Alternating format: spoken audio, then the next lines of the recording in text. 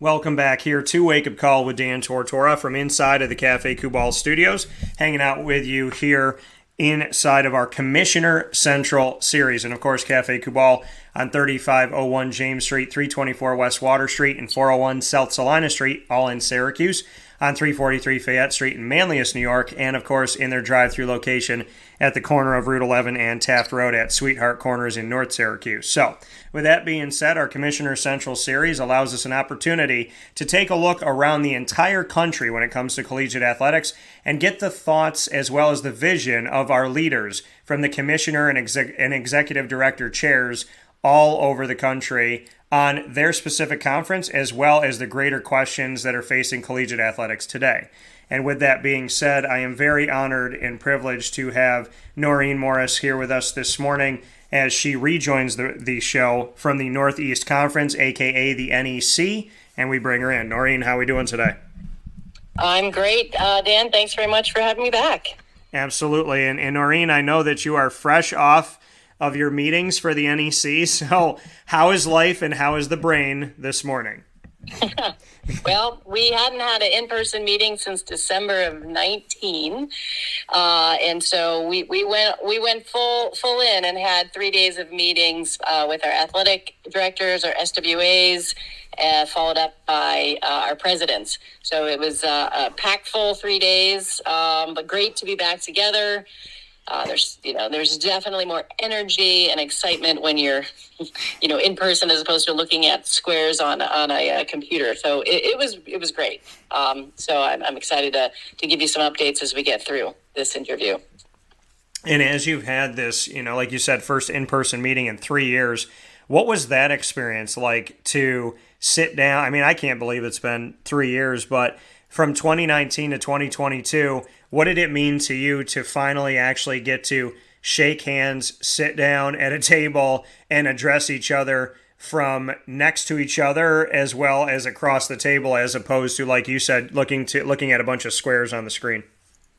Yeah, I think being in person, it just allows you to create those relationships that can only help when you are having conversations about conference-related or national issues.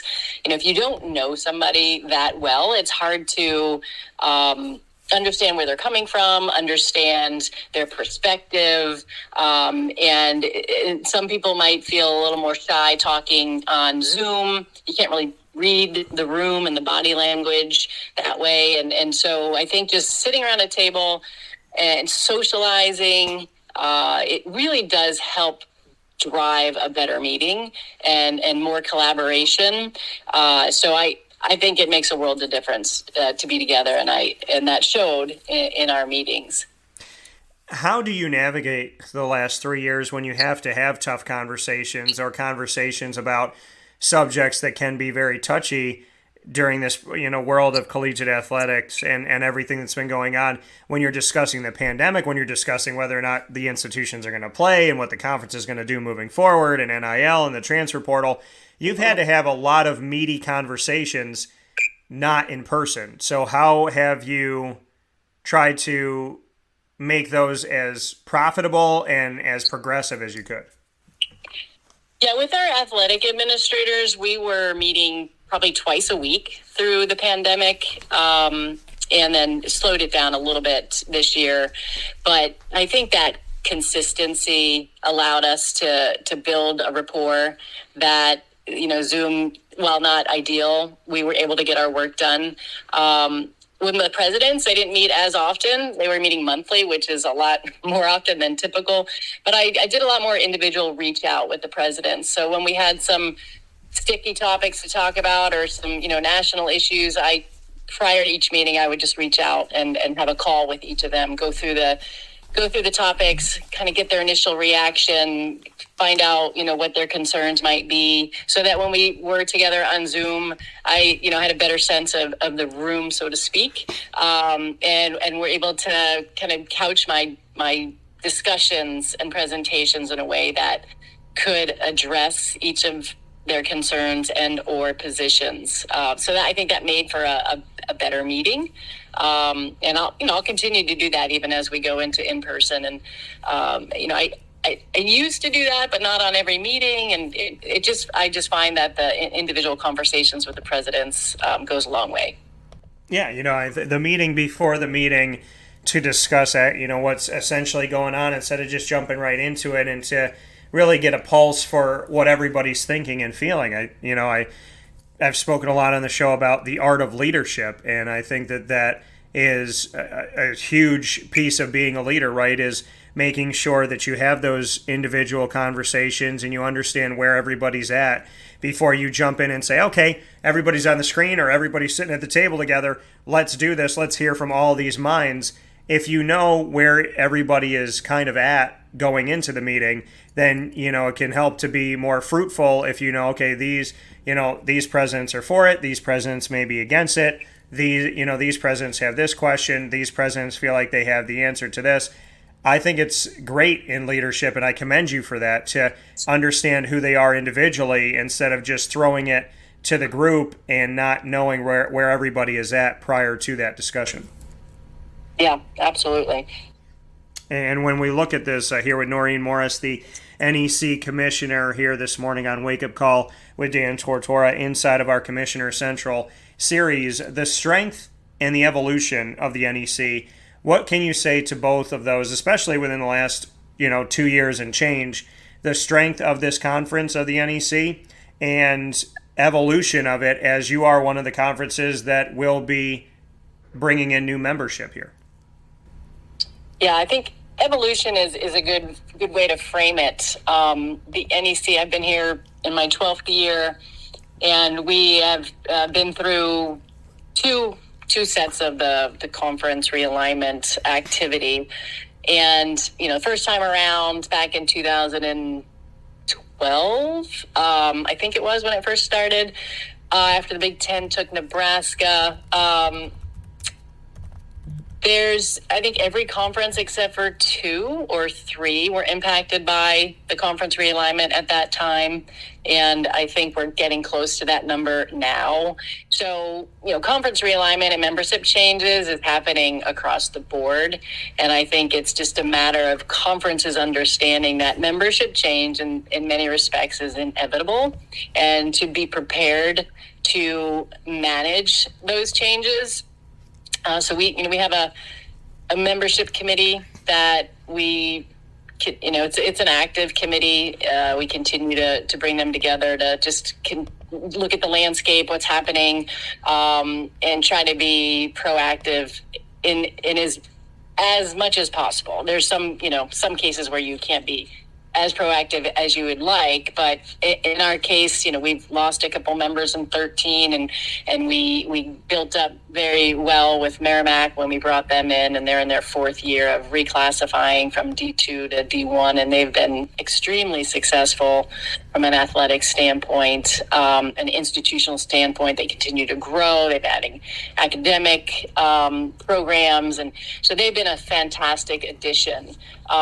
This past go around with realignment, we had 2 schools that decided to move on to another conference, and we have since picked up Stonehill as our newest member. They'll start with us on July 1st, also a D2 to D1 reclassifying member, but who is a great fit for the NEC. As we did our homework, when we looked at their institution, the sports they sponsor, their institutional values, their academic programming, beautiful campus, they're growing, adding sports.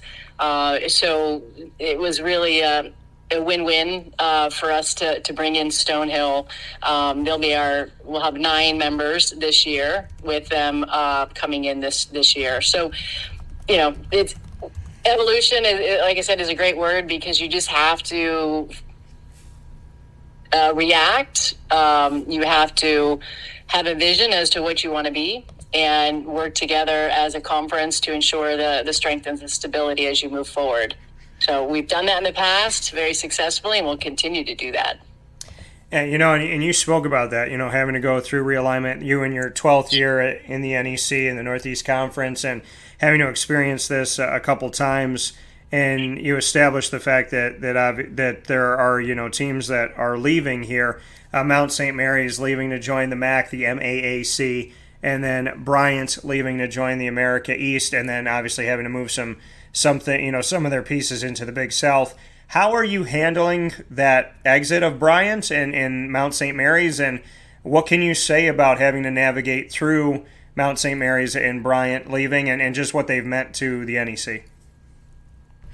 Yeah, they both have been great partners. I mean, Mount St. Mary's is a long-standing 30-plus year member of the NEC. It's sad when you have a family member who decides to leave and join another family member. But, it's an institutional decision. It's not an athletics decision at our level. It's how does the institution want to position itself moving forward? Do they feel like they have better opportunities for enrollment or academic alignment or what have you?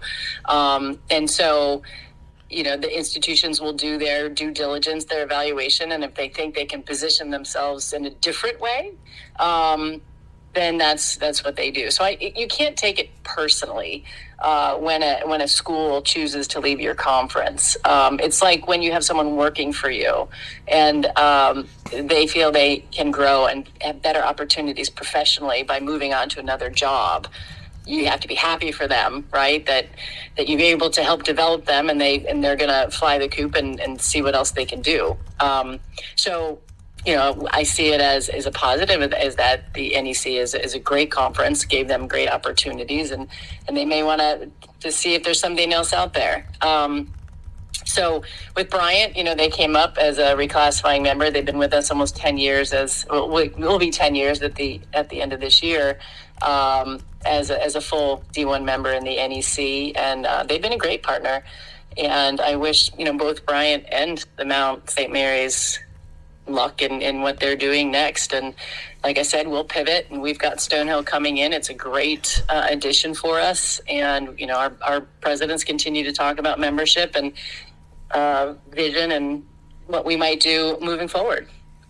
And when you look at this, Noreen, and like you said, having to navigate through this, and it's hard to see a family member go and go somewhere else, so to speak. And, seeing that the reclassification, realignment, it's a normal conversation in today's world. When realignment hit in 2012 in such a massive way and felt like it blew a crater into college athletics, then we see Oklahoma and Texas. The interesting thing about Oklahoma and Texas is when they had announced that, it was felt. And I talked to people at all different, it doesn't matter what division they were in, it didn't matter what conference they were in.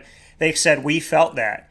And can you speak to that? In that two teams leaving the Big 12 for the SEC, starting an earthquake that essentially has continued on, because we're seeing this realignment and reclassification, and it's not happening all at once. It's a little bit here, a little bit there. A few months later, one school, then two schools, then three. This one leaves, this one stays, this one moves, this one reclassifies.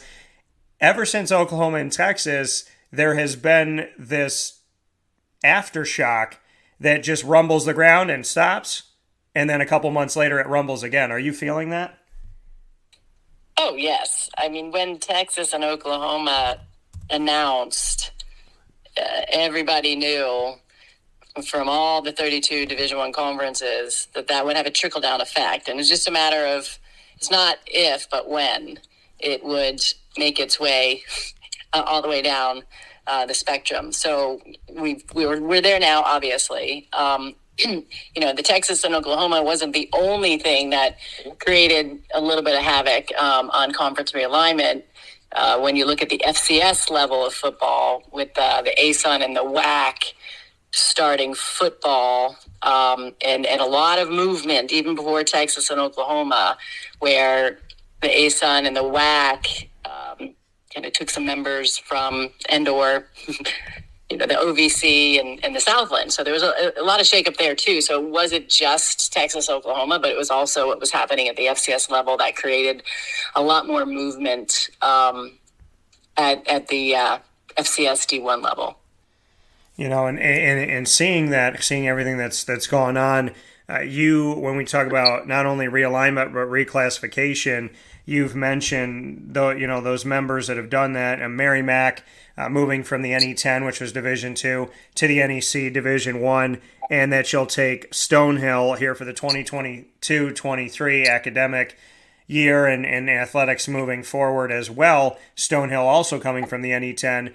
What is it about the NE10 Division II conference that is so enticing to the Northeast Conference that you've taken not one but two schools that you feel fit your model and what you're going for as the NEC with Mary Mac and Stonehill?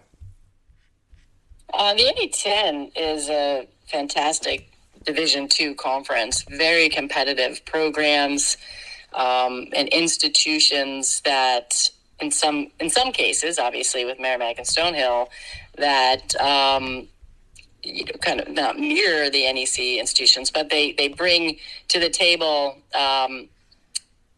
institutional profile that is attractive to our institutions. And, Julie Rupert, who's the commissioner of the NE10, she and I have been friends and colleagues for a long time.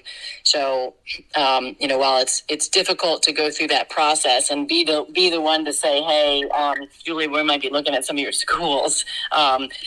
She understands the proliferation of the the realignment, and just like our schools might go to different conferences once realignment hits, I think she understands that that this is just the way it happens, unfortunately. So, but they're a great conference, and I think their institutions, just like our institutions that might leave and go to another conference, they think it's the best thing for their institution overall.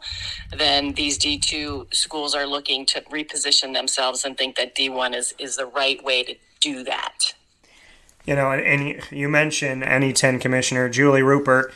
Do you make that phone call? Because I always wondered how, and I'm sure commissioners and executive directors around the country handle things differently, but do you make that call and before looking at a Stonehill or a Mary Mac, do you call up Julie and say, hey, listen, this is where we're at. We have a couple schools leaving. Just so you know, we are looking at some institutions with the NE10. Do you preface it and make sure that she kind of knows what could be happening? And is that kind of call of courtesy, or how do you handle that? Yeah, every commissioner handles it different. Every AD handles it different. There's no set way, but the way I like to manage the business of conference realignment is to try to be as communicative as possible in a way that can be done confidentially. So with Julie, she and I are very open lines of communication around conference realignment, starting when Merrimack was interested. And if a school contacts me and wants to talk about realignment, coming from a D2, I will say, have you talked with Julie if it's the NE10? And if they haven't, I'll say, well, I'd rather you tell her that you are having this conversation before we have any more official dialogue. That's kind of, if we're going to have an official dialogue. So it is a courtesy for me because I'd like others to do the same. Yeah. If they're going to talk to someone in my school, or my conference, let me know. I'm not going to shout it from the rooftops. I'm not going to try to cut them off at their knees. It's helpful to know so you can plan and you can have a sense and vision-wise what you might need to think about moving forward. I really do appreciate that you said, if a school calls you, that you'll say, hey, have you talked to Julie yet? No, you haven't? Okay. Or whatever commissioner it may be, hey, why don't you talk to them first and let them know that we're having this conversation before we have any more dialogue. It shows that you have respect.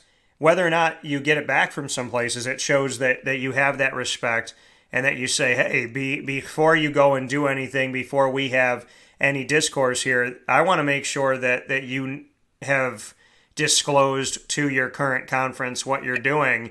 And I mean, that might turn some people away. That may make some people not want to talk to you.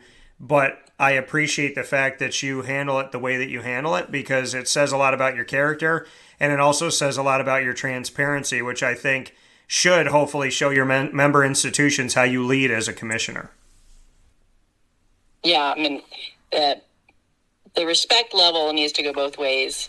And I think the more that's done behind closed doors and the more that, you're basically, you're being dishonest, right? So that's not how my value system is one that I don't want to lie to people. Yeah. And so if I can do anything I can to make sure that doesn't happen. Now, it's in this whole college athletics world and realignment, I mean, it's probably hard to keep your values as intact as you would like. But I try my best. Speaking here with Noreen Morris, the commissioner of the NEC, aka Northeast Conference, here with us this morning inside of the Commissioner Central Series, where we take a look at the conferences all around the country from their commissioners and executive director chairs and get their thoughts on not only their conference, but the bigger picture. And I know that we spoke about it a little bit off the air, Noreen, but like you said, you have a committee that's constantly looking at the potential of new membership and whatnot, being connected to, the NE10 in the past with Merrimack and Stonehill. After Stonehill makes that decision, Lemoyne puts out the opportunity for them to at least entertain reclassification and realignment and has somebody put together, kind of all the information that they need. Are you privy to all of that when a team or when a school is looking at the potential of it, whether or not they do it? Because I know Lemoyne, this is the third time that they've looked at it in recent history. And now, with Bob Beretta, their athletics director, spent 30 plus years at Army at West Point, to gather all the information, to know what they need to know and be prepared for it if a conference were to come calling. How privy are you to the teams and the institutions that are looking at it? Because some are kind of putting a feeler out there to say, okay, where are we at? Where do we need to be? What can we do? So to a school like Lemoyne inside of the NE10 or to schools across the country, is your committee kind of keeping an ear to the ground to see what schools are being very serious about the potential move? Yes. We definitely have our ear to the ground and utilize one of the consultants that works in this space. And so there's, flow of information as to, hey, this school's interested. They may want to reach out. This school is just starting a feasibility study. So we have a good sense of the landscape. It isn't until I know for sure that we as a conference want to start having that dialogue, I'll say, okay, well, maybe now's the time for us to have a conversation. So that's when I'll say, have they talked to their conference? What's happening? Where are they at in their decision-making process? And, each one is different because you have, every AD, every commissioner, every president might have, a different timeline, a different set of expectations. So you just have to kind of work through each example as to how best to proceed and what's the timeline and then what's the communication strategy. When you're looking at a school, do you get your your full-time member institutions together and address with their, presidents, ADs and whatnot? Do you talk with them prior to and say, hey, here are a list of institutions we're looking at that we think fit the model?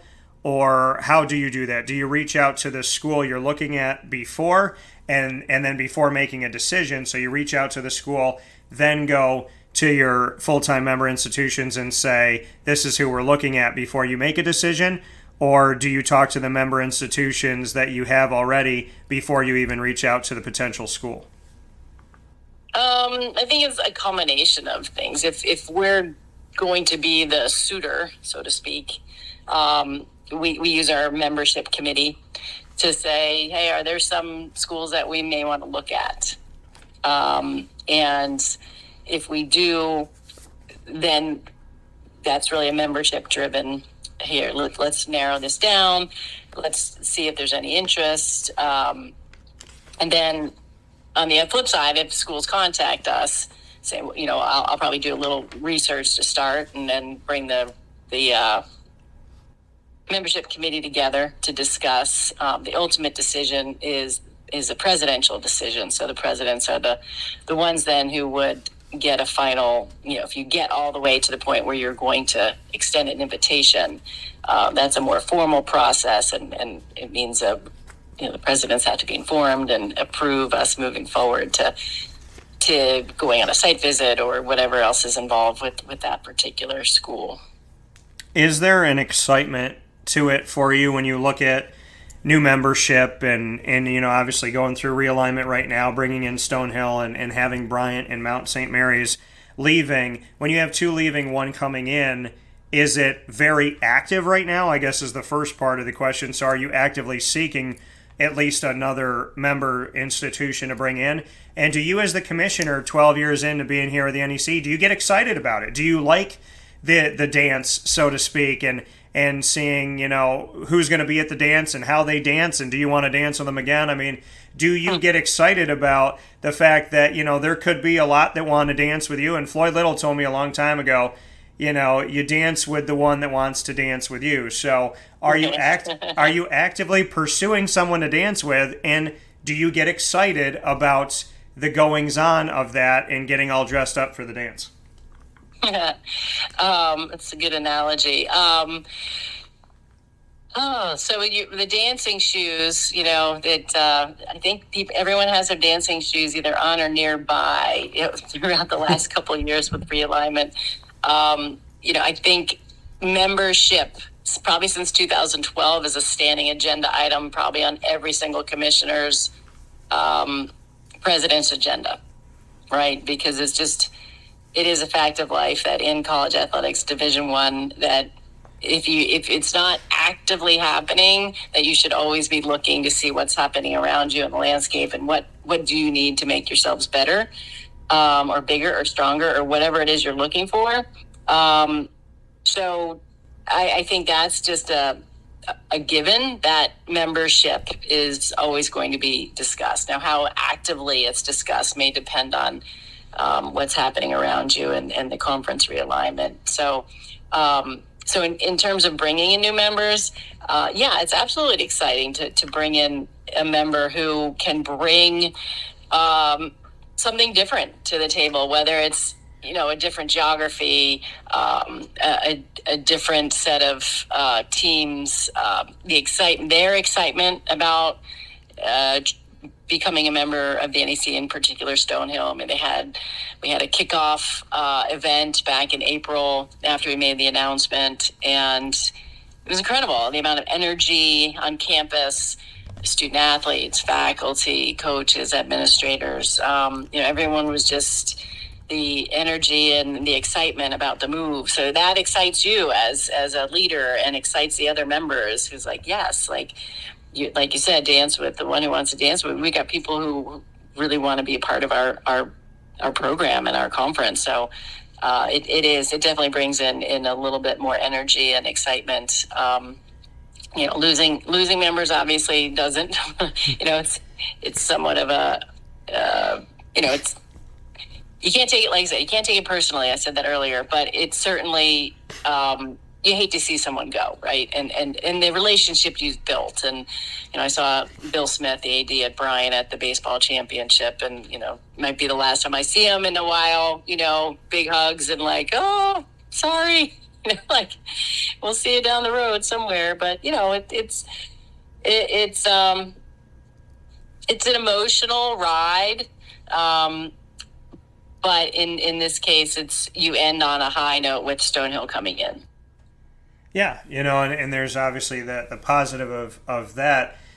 And like you said, it's hard because, like you said, you hug and it's like, hey, sorry, but it's a very unique world that we live in today where there is this, the one thing that's constant is change. So coming through your meetings for the NEC, was that a topic of discussion? And is Noreen Morris out there with her dancing shoes on, or are they close by? Yeah, I mean, did we talk about membership? Yes. Did we talk about where we want to be, and are there options for us moving forward? Yes. Are my dancing shoes on?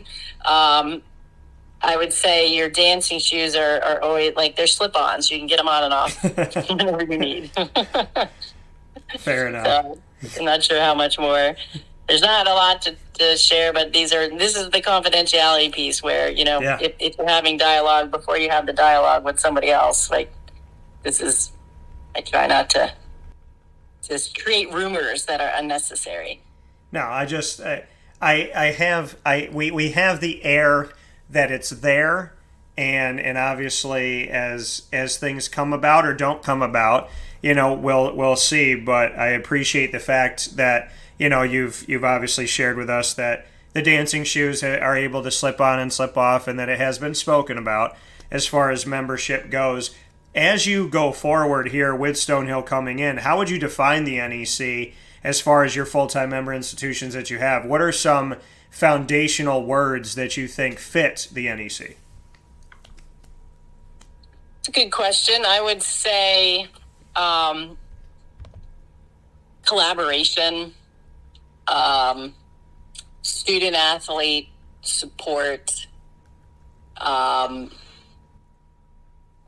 broad-based sports sponsorship, that we are looking at.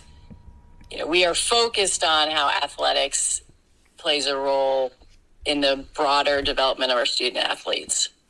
And so whatever we can do to support our student athletes and coaches in a way that after their 4 years or 5 years, or in some case the super senior 6-year COVID kids, that they leave their institutions as better people.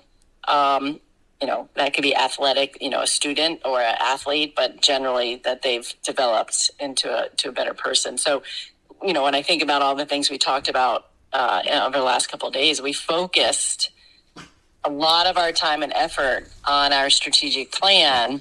And that plan, we look at brand awareness, we look at student athlete experience, we look at basketball and DE&I and diversity, equity, inclusion. So, we are trying to create and we have, I think, a conference that it works together, collectively creates conference initiatives that will support our student athlete experience in a way that it's part of the bigger picture of the institution's mission.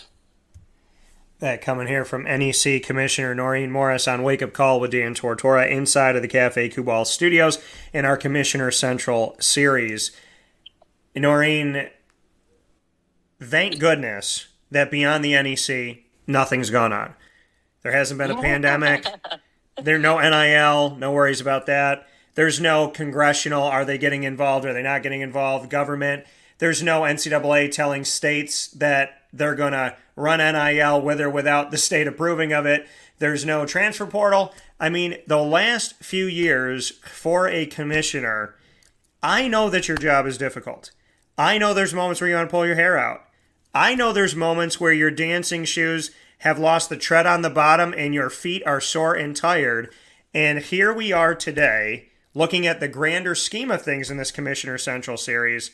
We're going to have to break it down piece by piece.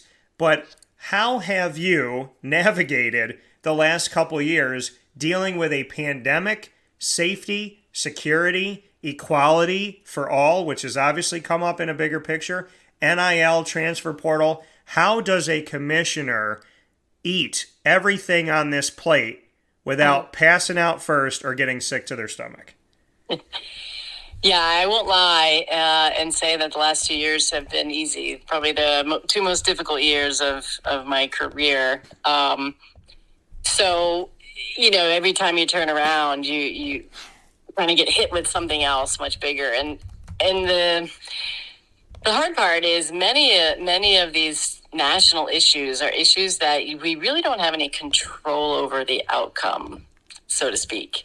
NIL, right? This is it's become a runaway train, some people say, right? But there's so many external influences that brought us to this point.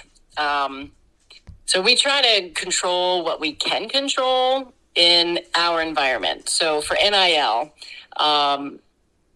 we partnered with a company called FanWord.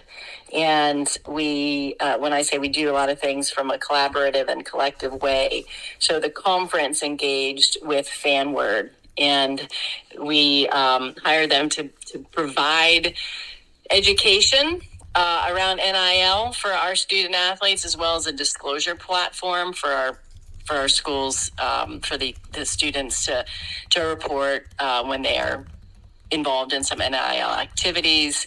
And because, our level, we have maybe a one-person compliance shop, maybe two. And NIL, nobody really knows a lot about NIL on campuses. And so you would ask maybe a compliance person, or you'd have to partner with your law school or try to find somebody on campus that can provide some education. And so to provide our student athletes with that support, and frankly, to support our administrators, we partnered with FanWord. So they do, I think it was 9 webinars. They have classes that are online. They have office hours that the students could call and ask questions about certain NLA, opportunities. And so that's what we've done. We control what we can control, and we're giving our student athletes some education and the opportunity to learn more. And so we've just renewed our partnership with FanWord for another year. So we're excited about that. When you talk about the other big picture things that are happening around the NCAA with the Constitution Committee and the Transformation Committee, we don't have anybody, or we didn't have anyone on from the NEC on the Constitution Committee, and we don't have anyone on the Transformation Committee. However, we do have Lisa Archibald, who was my Associate Commissioner for Compliance and Governance. She's chairing the I can never say this word, doing it again, Modernization of Rules Subcommittee. They call it MRS. And so she's playing a pivotal role in some of the work that's being done through and by the Transformation Committee. I currently sit on the council, represent the NEC, and I'm chairing the Strategic Vision and Planning Committee. And so that committee has oversight over membership issues, revenue distribution, not oversight of revenue distribution, but we work with the Division I Finance Committee on that. So I have a little bit of hand in some of these things that are working their way through the Transformation Committee. So again, the things that we can control, Lisa and I are trying to keep our membership updated. We just had Jen Frazier, Managing Director of Division I, come into our meetings and talk to our ADs and SWAs and our presidents, and updates around the Transformation Committee, what's happening, what might be coming our way. So just trying to keep everyone informed and engaged as you go through the system and the process. That's the best you could do, so that at the end of the day, while you may not agree with the final outcome, you've been part of the process and you can provide your feedback and understand how you got from point A to point Z. Yeah, and that's as we go through this transformation process, how ironic, poetic, and interesting do you find it that the NCAA is trying to figure out who they are while realignment and reclassification are going on? I mean, essentially, as the NCAA has now the transfer portal and NIL and all these things going on, conferences are trying to find out their identity, student athletes are trying to find out their identity, and the greater NCAA is doing the exact same thing. I don't believe in coincidences, so what can you say to the fact that as we are evolving and trying to understand what each conference is going to be, what the rules and the bylaws are going to be, who has the power of what, that the NCAA is saying as an institution with all of these schools involved saying, hey, we don't necessarily know who we are in today's collegiate model, and we're trying to figure that out too. Yeah, all those things are interacting. I think with the Transformation Committee, there's some conferences making assumptions about we need to make these moves and these steps to ensure our success after the transformation is complete. So you see conferences getting bigger. I don't think there's like you said, that's not a coincidence. And so it's interesting that people are making decisions about membership and or institutional decisions about sports sponsorship or what have you in anticipation of changes that we don't know what those changes will be. So it is very strange time, because everyone's trying to position themselves for success, but how do you define success? Because we don't know what the structure is going to look like. We don't know what the membership obligations are going to be. So I don't know how you define success if you don't know what you're measuring success by. Yeah, and I love that. It's hard to find success when you don't know what you're measuring success by. And also amidst all this, NCAA President Mark Emmert stepping down. So how should we measure success, Noreen? I know you've just been through a ton of meetings. I know your brain is well taxed with everything that's been going on the last couple of years on top of everything you just have done. But in your opinion, how should we be measuring success as we move forward with collegiate athletics? What would you like the college model to be as we step forward? I think academics should be the primary focus. So I would hope that as we try to redefine Division I, that we don't lose sight of the fact that it is college athletics, meaning they're college students, and our main focus should be to graduate our student athletes. And that should drive success. From there, then you can start talking about, okay, so then how do you define success based on the athletics piece of it? Is that done by how many sports you sponsor, how much aid you provide, how much mental health resources you have, how you get access and how you compete in NCAA championships? All those things can be measured by success. But if you don't have student athletes who are students and graduating, then I would think that the whole model can't be called a success. And you talk about that, the student and student athlete with NIL and the transfer portal, with individualism running rampant here with all these deals, some of them ballooned to an excessive amount of money, and then the transfer portal creating what a lot of people call college sport free agency. How do we keep the student and student athlete even applicable to today's world of college sports? Because it's not being talked about a lot, and the student side of things really hasn't been the focal point of what you hear on the day-to-day.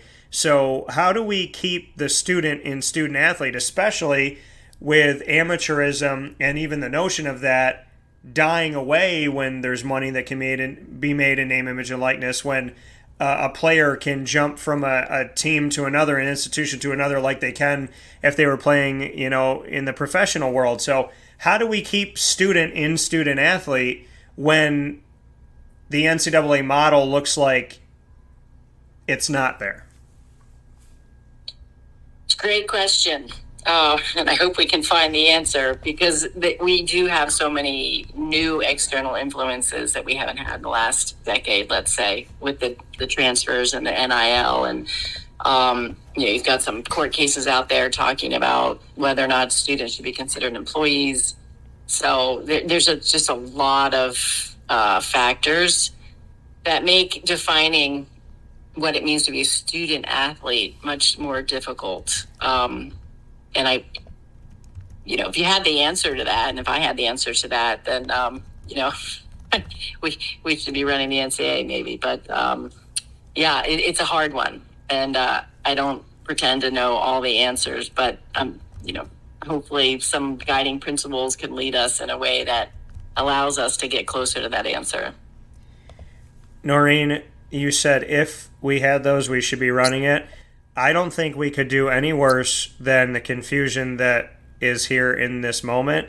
So if you would like to, I would more than be happy to.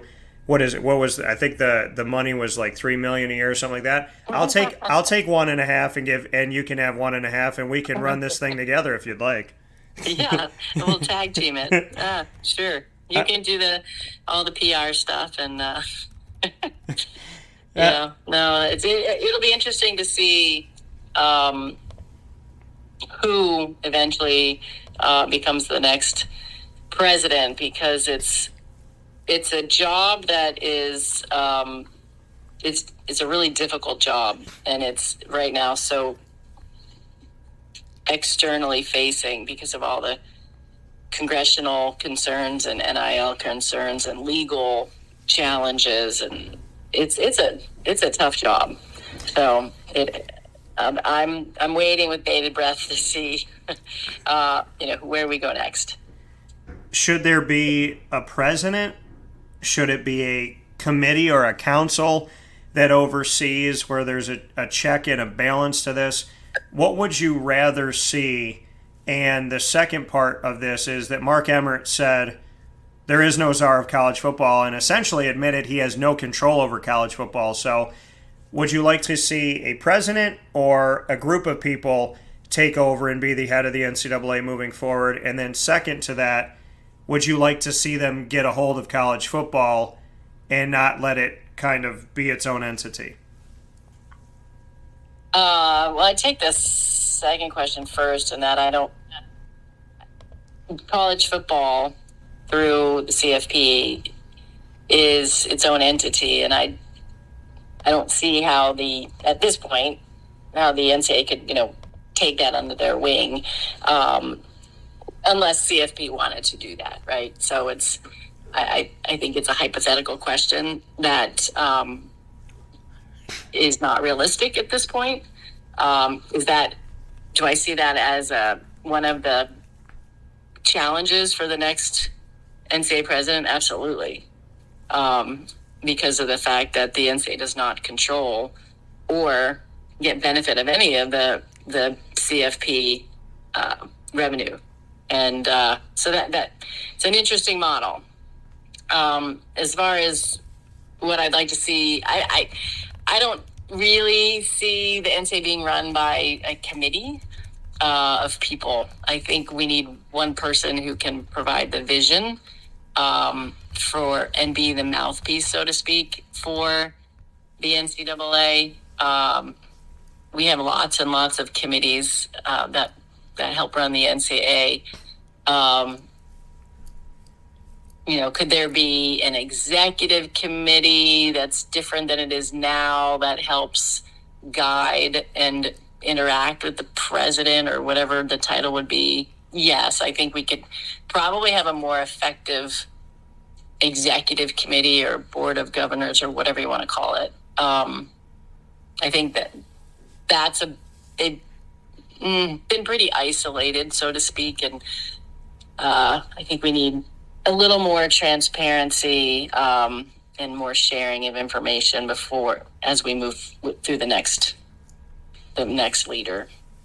That coming from NEC Commissioner here with us this morning, Noreen Morris, on Wake Up Call with Dan Tortora inside of the Cafe Kubal Studios. Noreen, before I let you go here, you talk about transparency, and one of the things in speaking with commissioners and executive directors around the country is that not everybody feels like they have a seat at the table.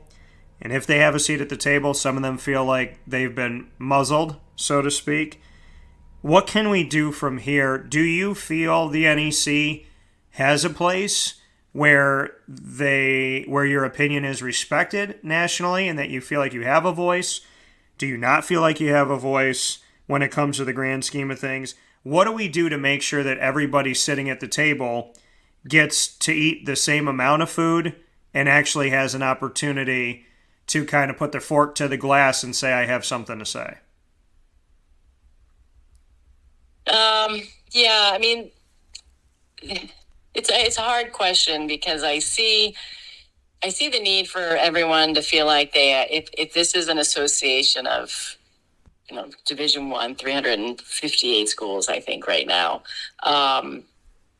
And if you're part of a voluntary association, then shouldn't you have access and a vote? So we all have a vote with the council, the current council. It's weighted, but when you're sitting around the table and you're speaking, everyone has a chance to speak their piece and provide their position. In the end, my vote might not count as much as the next person sitting next to me.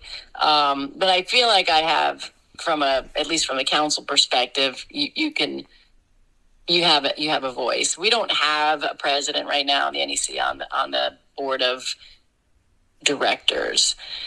Well, that's problematic because I then can't engage my presidents in a way where the presidents are leading the discussion. So I find it's helpful if a president can lead a discussion, because the presidents are probably more apt to listen to each other than to me. I'm just saying, like, if the president is the one leading discussion, they engage in a different way. So I don't have a president who can come in and say, hey, this is what happened at that meeting. Here's the dialogue that we had. So we miss the color of each topic. And that's what's missing, the color. So we ask, okay, can the NSA provide more detail around the conversation that happened at the meeting? Well, they really can't, because whatever they put in writing is going to be deposed at some point in time. So there's this weird dynamic of, well, if you're not in the room, you don't hear the dialogue, and you don't get a lot of detail. So you have to rely on others to tell you what happened in the meeting in a verbal way. But then I look at, if you had 32 presidents sitting around a table, is that too big? That's what some of the people say, is that you can't have a really good dialogue with 32 people around the table. And as a chair of the SVPC, Strategic Vision Planning, it's a small committee. I think we have 9 members. And I see the work that we do and how effective we are. And when we come into that room, we're not wearing our conference hat. We're wearing the hat of a SVPC member who's trying to do the best for Division I, generally. And so I think when you have everybody has a seat at the table, you feel like you're representing just your conference, as opposed to the good of the order.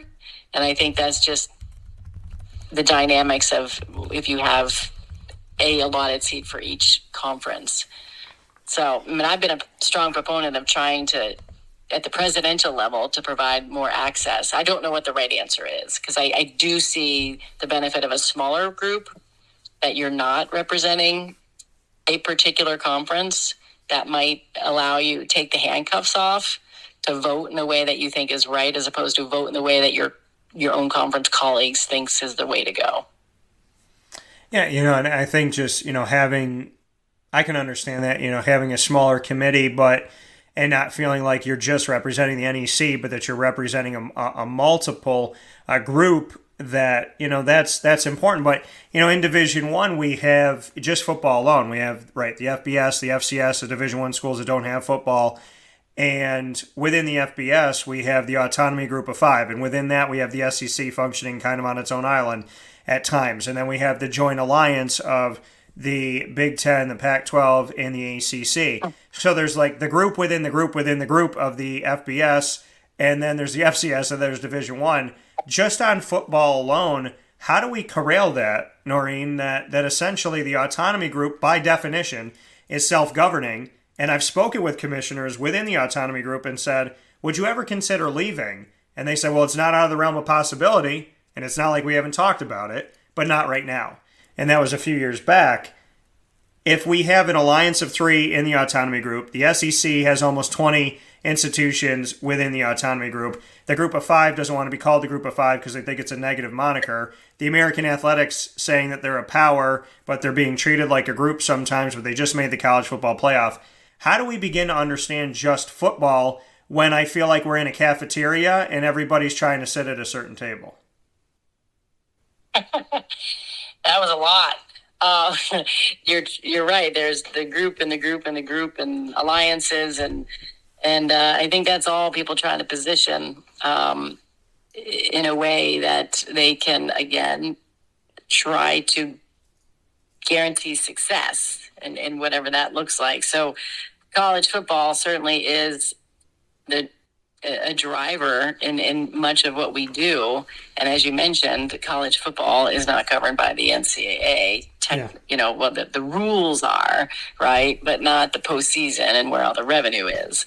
I wish I had an answer for your question, because it's so complex, and there's so many moving parts that that's the $64,000 question, or now it's probably $64 billion question, which is, how do we manage our business of the NCAA in a structure that's already fragmented, but we're trying to all operate under what we call one tent, right? Everyone's under Division I tent, even though the disparity of institutions is significant in that tent. So, and when you say, should the Power Five break off and do their own thing, and, it's not against the realm of possibilities, but there's pros and cons for that, for everybody involved. And so at what point do the pros outweigh the cons? That's not for me to decide. That's for them to decide, but yeah. I don't think I really answered your question. I probably just talked in circles, but.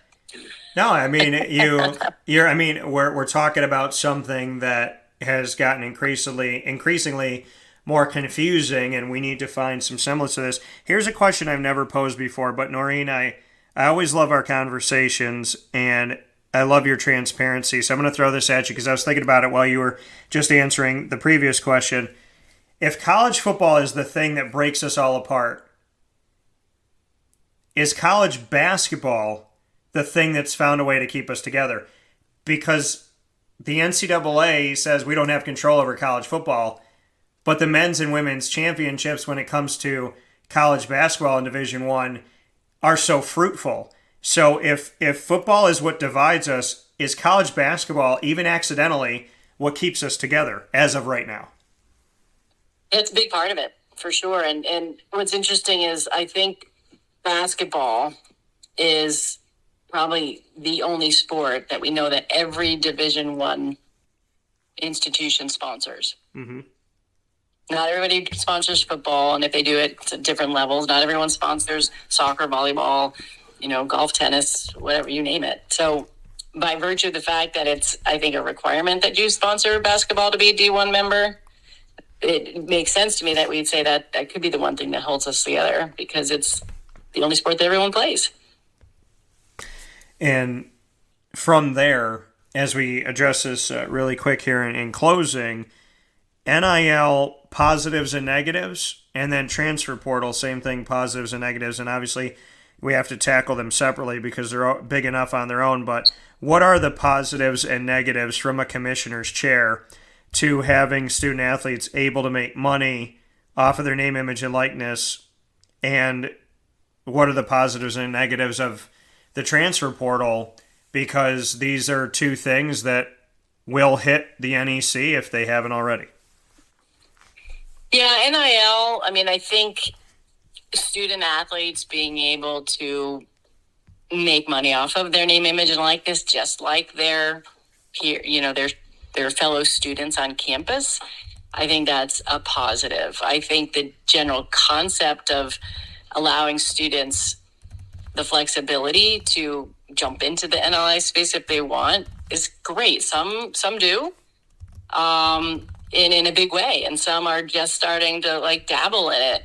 I think where we went with collectives and what's happening around that activity is not what we all anticipated. And when we thought, okay, student athletes can make the money, so I think that's the negative, which is you give an inch, people take a mile, and they're people are creative, right?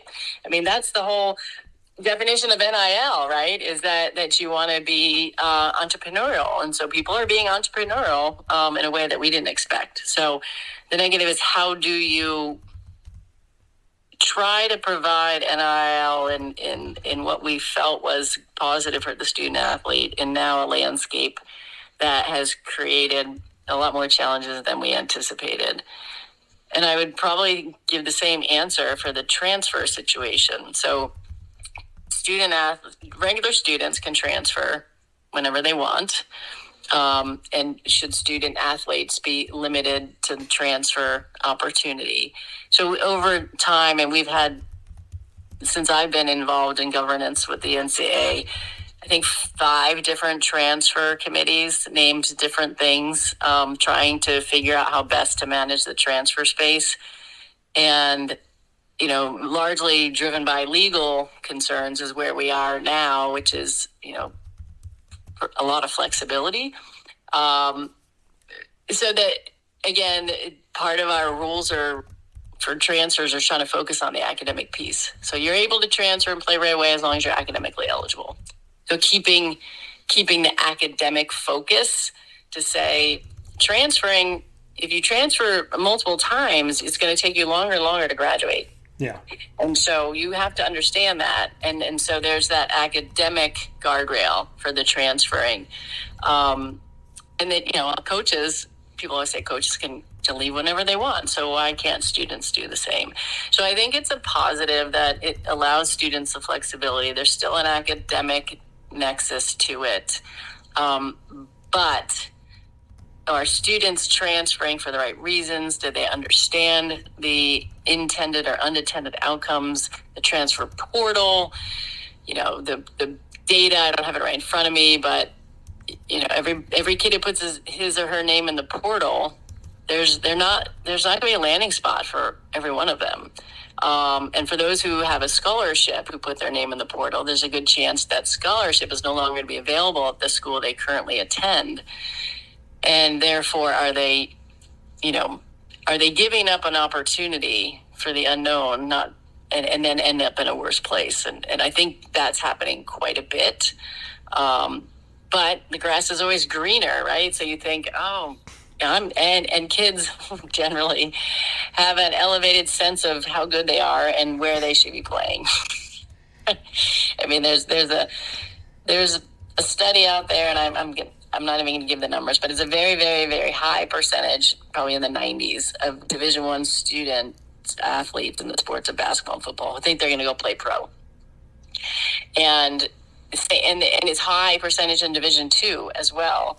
And so when kids look at it, I'm not getting playing time here, so I want to go and play over there because I think I can play at that level.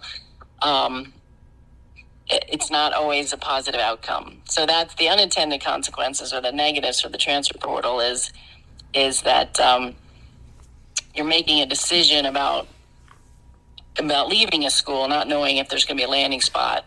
If you're doing it within the rules, right? Because you're not supposed to talk to anyone until you put your name in the transfer portal. But if you want to know you have a spot, there are third parties kind of working behind the scenes, so it's probably created more of a under the radar recruiting conversations, so as to save the kids from putting their name in the portal if there's not a landing spot. So that's a long and rambling answer to your question as I'm trying to give you some insight. No, and listen, I mean, it's difficult, and it's extremely, like you said, the amount I call it musical chairs, right? And eventually the music shuts off and there's not going to be enough chairs for everybody. And maybe accidentally that starts to regulate it because we get enough sad stories that, kids turn around and say, maybe I should wait. And that's my final point here. As we go through the NCAA and the Transformation Committee and figuring out who they are in this new constitution and all this and a new president, are you for the deregulation of this all? As a final note here, that essentially treating each conference like it's a state, and the NCAA is the federal government, and they'll get involved if they have to. However, that, each conference can be their own state government, so to speak, which would be ironic since the NCAA forced NIL on everybody when only 9 states at the time had approved it and 41 were trying to figure it out. But if there is a deregulation and they say to the NEC, hey, here's going to be our loose interpretation of these laws, but you get to really decide it. Is that good or bad? And as a commissioner, what does that do for us if there's 32 islands and the NCAA is there, but the NEC can turn around and say, this is what we're going to do with NIL. This is what we're going to do with the transfer portal. This is how we're going to handle, our advisory group if and when there's another issue with safety and security when it comes to health. What are your thoughts on deregulation? I think there's certain areas where deregulation makes sense, and gives back the discretion to the conferences or the institutions. In many ways, we're already doing that. Scholarships, there's maximums in scholarships, but many of our schools, they might hit a maximum in this sport, but not the other. So I think movement away in certain areas, I think it's already happening by practice. And so I don't think that's a big change. I need to talk about safety and health and safety stuff. I think there's got to be some national standards. I don't know, at what point do you go from national to local in that piece? And, whether or not I think it's good to deregulate, I think legally we're going to be forced to do so. So I think it's then trying to figure out how do you navigate a new structure where you have your own, each conference is its own marketplace, and you have to figure out how you want to manage it. And then how do you make rules without then getting involved with other conferences, discussions, and then creating a marketplace that is falling under the antitrust laws, right? So we'll have to, every conference might have to have their own antitrust lawyer to make sure that you're operating a way that you are not triggering antitrust. So that's where it's going to get really complicated. Yeah, it sounds like with everything that's going on, there are a lot of questions, not a lot of answers, but we continue to navigate through this collegiate model and the evolution of it, or the, whatever, either it's progressing or it's regressing, but to try and take a look at what we can do to move forward. And that coming here from the commissioner of the NEC, the Northeast Conference, Noreen Morris, as they move forward with their full-time members, Central Connecticut, Fairleigh Dickinson, Long Island University, Merrimack, Sacred Heart, St. Francis Brooklyn, St. Francis University, Wagner, and Stonehill, who's coming in this year to compete in the 2022-23 academic year and athletic year. And then, of course, the associate members of Duquesne for football and women's bowling, Fairfield for field hockey, Hobart for men's lacrosse, Howard for many sports, men's soccer, men's and women's swimming, women's lacrosse, and women's golf, Ryder for field hockey, and St. Joseph's for men's lacrosse. As always, Noreen, I appreciate your expertise and your time. And I love the fact that you not only are transparent, like I said before, but you give a lot of time to this Commissioner Central series here on Wake Up Call, and I very much appreciate that, because time is something that we have, and once we give it, we can't get it back. So thank you for giving your time, and thank you for all your hard work and your effort and enthusiasm. And if in the next few weeks you decide that $1.5 million is good for you to have, and you want to give me the other half of it, then we're going to throw our names in the hat and see what we can do with the NCAA. Okay, I'll keep you updated on that. But thanks again for having me on the show. Really enjoyed it.